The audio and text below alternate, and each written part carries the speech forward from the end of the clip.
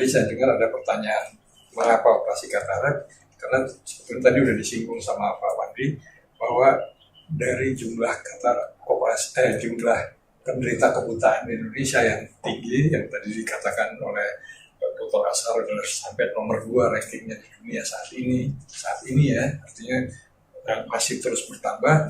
Itu cuma 80%-nya yaitu disebabkan oleh katarak. Dan katarak adalah suatu kebutaan yang bisa disembuhkan dengan operasi. Ya. Dan bukan hanya disembuhkan dalam arti sekedar melihat, tapi bisa dioptimalkan kembali penglihatannya dan bisa kembali menjadi orang yang produktif.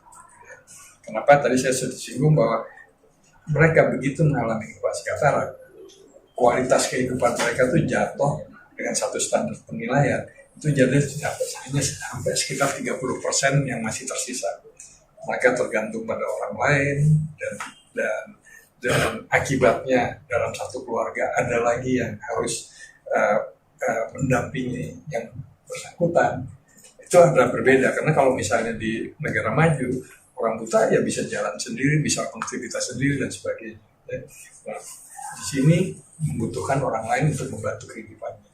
Nah, tadi saya sudah singgung bahwa penglihatan itu 83% informasi masuknya lewat penglihatan. Jadi kalau mereka terganggu tentu jatuh.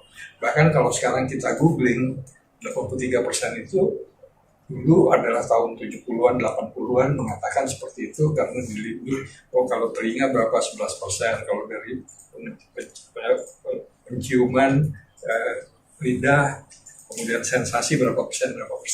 Tapi kalau kita googling sekarang, persentase dari peran informasi mata itu sampai 90%.